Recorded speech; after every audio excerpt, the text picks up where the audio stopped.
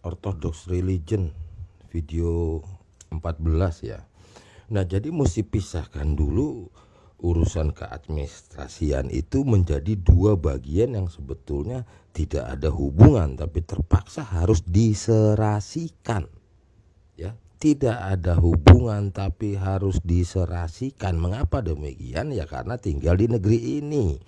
Maka perjuangan di dalam konteks apa ini namanya, label atau apalah ya, namalah, udah gitu aja dulu ya.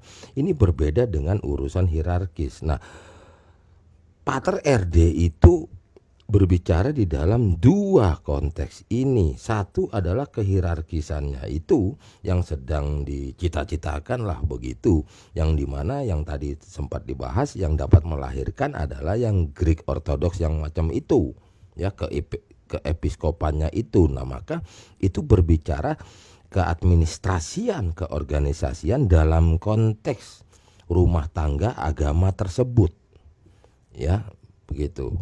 Nah, nanti kalau nanti sudah ada episkop WNI, saya harus bawakan nama WNI karena ini berbicara internasional.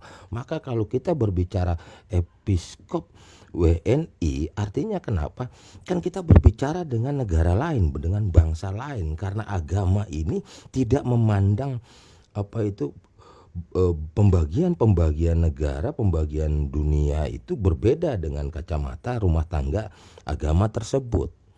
Kenapa begitu? Ya tadi sempat kita singgung bahwa orang asing melihat kita, kan kita orang asing namanya, gitu.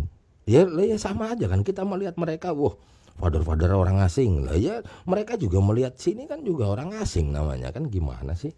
Nah, jadi episkop yang nanti bernama Ortodoks Indonesia itu, maka episkopnya pun orang Indonesia.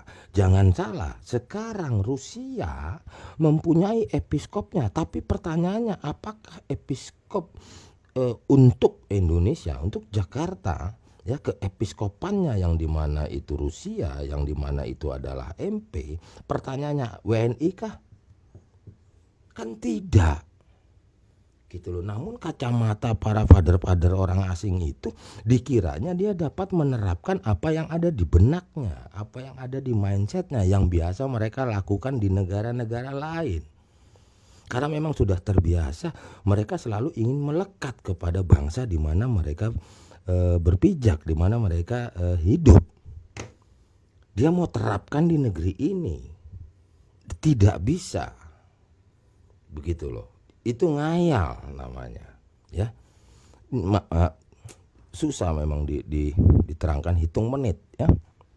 Nah, jadi ini baru tercapai dalam konteks level setara dengan agama-agama lainnya ya, surat menyuratnya lah begitu ya. Memang ini pun mustahil menjadi level dirjen ya, ya mustahil lah, udah begitu aja ya.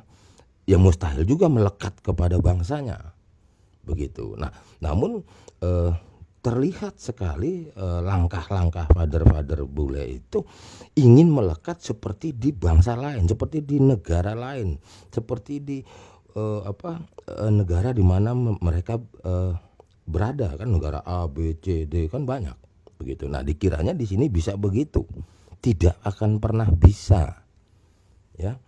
Nah, jadi ini ada lampu hijau ya. Ini untuk urusan kehierarkisannya ada lampu hijau yang akan dilahirkan oleh genuine Greek Orthodox tersebut. Di sini sepertinya sudah mau selesai ini pembahasan ini ya, sepertinya, nggak tahu nanti. Kalau intinya gini loh, goals tersebut ya yang dibawakan tujuan tersebut yang dibawakan oleh RD, kalaupun genuine Greek Orthodox akhirnya cuman PHP gitu ya, pembawa harapan palsu aja ya. Ini pun kita ganti lagi kok, diganti lagi, ini nggak ada guna gitu loh, karena kita ada ini goal itu untuk menjadi ini. Nah, ini dia nih gitu, nggak ada guna juga gitu, ditunggu dinanti begitu ya. Padahal RD ini kalau nanti sudah mencapai di posisi ini, maka kekuasaannya itu secara otoritas dan secara yuridiksi di sebuah wilayah ini.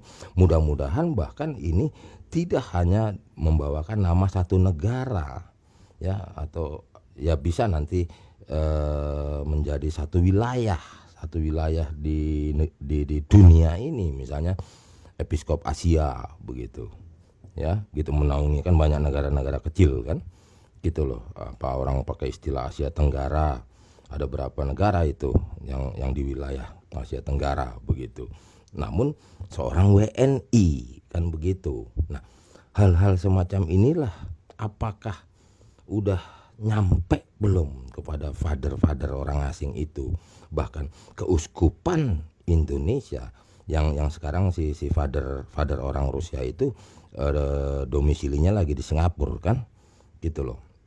Apakah sudah nyampe dia gitu duduk permasalahan ini, supaya apa, dapat menyesuaikan dirinya ya kan, supaya apa, legal standingnya tahu gimana sih gitu. Karena tidak ada gunanya diperjuangkan, gak usah merjuangin gini. Katolik Bizantium pun gak akan pernah gitu loh, karena ya sudah ditutup loh. Kenapa ditutup, kenapa nggak dibuka, capek deh ya. Itu kan udah ya kan, maksudnya politik di sini bukan partai-partai, maksudnya ya kan politik link apa itu bilangnya ya kan, lobby apa begitu maksudnya. Bukan tadi nyebut politik ya berarti partai ya, berarti parlemen ya apa, bukan gitu ya kan. Diplomasi ya gitu loh, diplomasinya bagaimana ya, ada caranya, cuman ya tidak mudah juga karena kan ada beberapa jalur lah, ada beberapa jalur untuk mencapai status tersebut, status standing position dulu ya, nggak bisa mendapatkan legal standing secara namanya ya gitu, posisinya dulu aja gitu ya, standing positionnya di mana itu masih bisa, karena masih adalah peluang untuk ke arah situ, meskipun nanti ya tidak sama, tapi nampak untuk awam, nampaknya oh sudah hadir begitu ya. Nah, satu-satunya yang dimana membawakan suara keimanan ortodoks, satu-satunya wadahnya hanya ini. Nah, ini mempunyai standing position dan legal standing sekarang ini. Kalaupun nanti ada cara lain, itu hanya mendapatkan standing position, posisi berdirinya di mana gitu loh, menapaknya di bumi ini di mana, baru dapat itu. Memang legal standingnya, legal itu secara administrasinya ya, berdirinya nanti salah paham lagi nyebut kosakata berdiri, mapaknya, mapak di buminya ya kan, legal keadministrasian surat menyuratnya apakah sudah dapat menggunakan nama ini. Ini kan sebetulnya harus di bawah dinaungi. Jadi kalau kop surat itu kop surat induknya itu tetap itu Dirjen Bimas ya, Dirjen Bimas Kristen sebetulnya Protestan, bawahnya baru ini. Jadi itu yang tadi di video sebelumnya yang dibilang NGO itu adalah lembaga-lembaga swasta ya kan, seperti KWI, PGI, Walubi, Matakin, itulah yang mengurus teknisnya dari Kementerian Agama, mempunyai keputusan, mempunyai regulasi, siapakah pelaksananya. Sebatas dirjen itulah yang PNS, yang hidupnya dalam protap. Kalau udah ngomong PNS sudah susah dah, karena kan dia udah hidupnya dalam protap, dalam jalur. Nah, untuk teknis pelaksanaannya itulah tadi NGO itu yang mengurus ke masyarakatnya gitu ya. Memang namanya kan Dirjen Bimas Direktur Jenderal Bimbingan Masyarakat. Nah, di sini kan regulasinya sampai sebatas dirjen itu, pelaksanaan regulasi bimbingan masyarakatnya, melaksanakan teknis lapangannya lah ya itu tadi ya gitu. Jadi jangan campur aduk dulu supaya paham. Oke, jadi RD sedang memperjuangkan dirinya, bahkan ya dirinya sebagai seorang WNI untuk mendapatkan kedudukan episkop supaya setara dengan episkop lainnya secara patriarkis di dunia ini. Nanti akan mempunyai ya kan kekuasaan, otoritas di hierarkisnya ya. Di kedudukan episkop ini sudah dapat mentabis keimaman ya. Berarti kalau sudah dapat posisi episkop itu sudah dapat melaksanakan segala jenis sakramen, ketujuh sakramen itu, karena di situ nanti ada sakramen tabisan. Jadi nanti seorang episkop lah ke atas tentunya ya, paling bawahnya itu namanya episkop, sudah dapat melaksanakan ketujuh jenis sakramen itu. Presbiter yang nggak bisa, hanya beberapa sakramen saja kan.